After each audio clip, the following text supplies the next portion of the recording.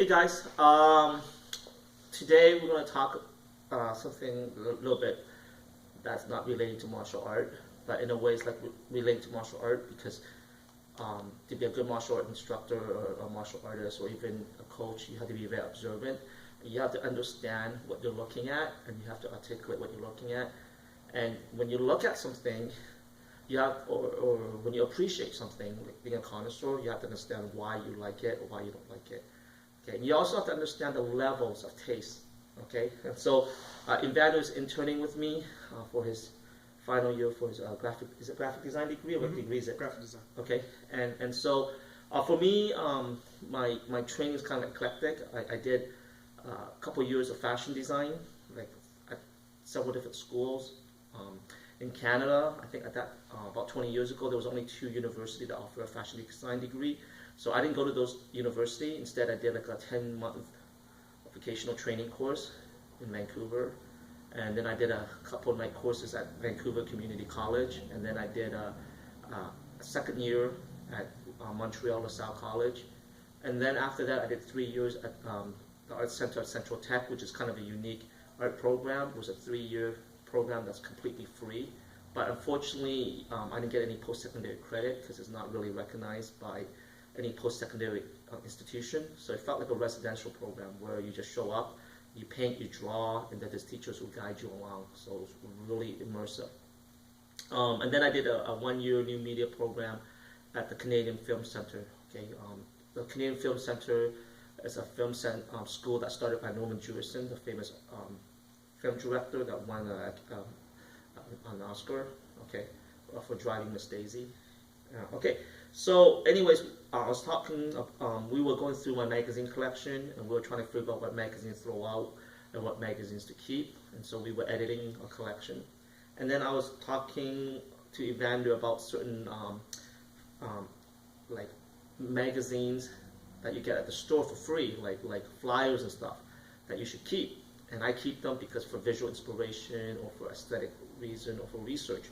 And so a couple examples that I told Evander to keep was the H&M, right? So H&M.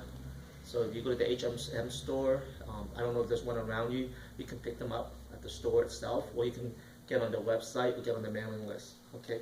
So hold on just for a second. That's H&M, and yeah, maybe. Is there another H&M somewhere? Yeah, here's another one. Here's it. Okay. So H&M, okay, for kids. Okay. Did you show that one? Yeah. Okay. So H&M. Okay. And then I was comparing H&M to your standard kind of fashion catalog. Okay. So this magazine is called Venus, and I think it's more like this is the spring fashion collection. So it's more like you know, summer clothing, stuff like that, you know. And we were talking about the photo shoot, the typography, the layout, the composition, stuff like that. And so, for example, we were just laughing, like here is a model from the Venus catalog, okay? And if you flip to the catalog, all the models look alike, okay? They have like very makeup hair, okay? And their makeup is set in a certain way, okay? It's very like kind of generic, but very like almost like beauty queen glamour looking.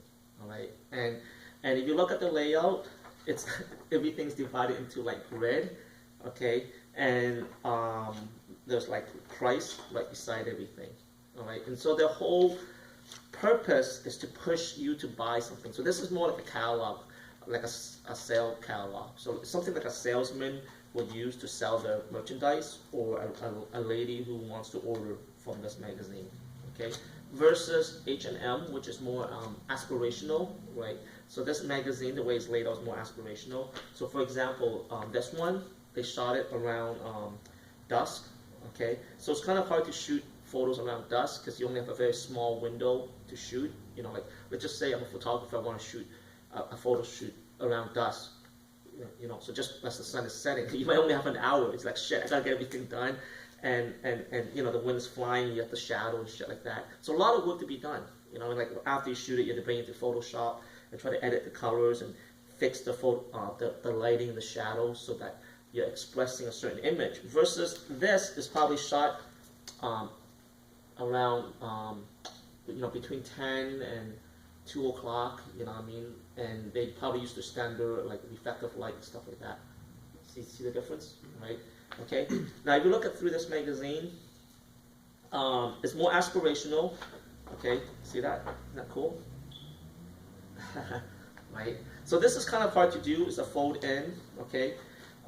If you look at it, a lot of white space. Okay, and they made it look like a magazine. Now, granted, they still have your because they're trying to sell you clothing. Right? This is published by a fashion retailer, right? But you look at the layout. Okay, they do include a lot of like aspirational lifestyle photo shoots. See the difference? Okay. The other thing I was telling Evander, this is a couple months ago that he didn't know about, was that whenever you look at a fashion shoot, you always notice that the models always roll up their sleeve, right? And when I told you this, you were kind of shocked, right? And here's the reason why almost every fashion model roll up their sleeve. Almost every single one, okay? And the reason why is during the day of the photo shoot, they can never get the clothes to fit the model correctly. Because the model arrived for the first time, the photographer meet with them, the hairstylist, the makeup artist all jump on him and put on her, right? And what they do is they get the clothing, okay? And usually these clothing cost samples. In other words, these clothing are not in the store yet. These are first made clothing, they're called samples, right? So they're not exactly what's gonna be at the store, but close enough. Okay, they do the photo shoot. Now the sleeve might be a little bit too long. A lot of times they will make the sleeve a little bit too long, sometimes a little bit too short. And so what they have to do is they have to hide that fact. So what they do is the sleeves always get pulled up. So when you do the photo shoot, you can't tell how long the sleeve is, right? So if you look at this, right? See the sleeve? Okay, the sleeve always get pulled up. Let's look at it again. Look at that. See the sleeve gets pulled up. Look at her right here. It gets rolled up. Okay. Okay. Number two, the way they tuck in the shirt and stuff like that. Okay. There's certain ways they do it to show the belt, but they also do it so that it hides the fact of the jacket. A lot of times the jackets are not fully buttoned because for females the bust line, go over the bust. It doesn't fit perfectly sometimes, so they'll only button one to hide the fact that it's not doesn't fit properly. You know what I mean? Because they only brought one or two of that garment, and the model shows up, and they have to do the photo shoot. Okay, so in this case, notice it's not buttoned all the way, right? So it's not buttoned all the way; it's only buttoned a couple of things. And also, as human beings, especially for males and females, just in general, we're very we suppress our sexual attractiveness to other people, but most men and some women are attracted to cleavage, right? So when they do a photo shoot, they usually don't button, especially like shirts and stuff. They'll leave some of the buttons on top, So either cleavages or neckline. Okay, so if you know someone's a great model, is they look for necklines. Okay, so nice necklines. Okay, V-neck cut. Okay, so here's another example. See how the sleeves are rolled up, right? And see how it's not buttoned all the way to the top, right? And see how it's open, right? So usually a lot of times things are never buttoned whenever it's fully zipped. Because if they fully zip this, it may not fit on the model perfectly, all right? So these are things to look for. Look at this. See, it's kind of haphazardly tucked. Yeah. Okay. Let's see. What else? Okay. But we also laughed about the typography, right? So we started talking about typography. Which one was it? Oh, these guys. Yeah, these guys. Okay. So you want to talk about what I taught you? Oh no, you go ahead. It's your video. No. Well, okay. So for example, this magazine, right? It's issued by a local community hospital, right? Network of hospital. Okay, and same with this one. This is from the teachers union. Okay, so they probably have a graphic designer on the union staff or whatever. And if you look at the layout and stuff, it's pretty cool, but it's not edgy enough. Okay, and also if you look at the font, It's kind of big. And the reason why that font's kind of big is because they feel like they only have a small window to capture your attention, your reading attention. Okay, and the reason why is these magazines are given out for free.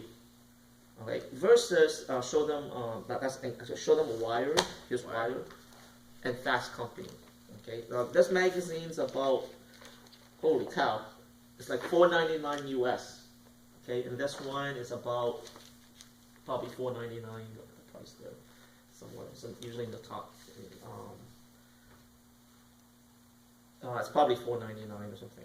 Okay, so Wires is $4.99. Fast Company is $4.99. Okay, and what happened is, you actually have to buy these magazines versus these ones are like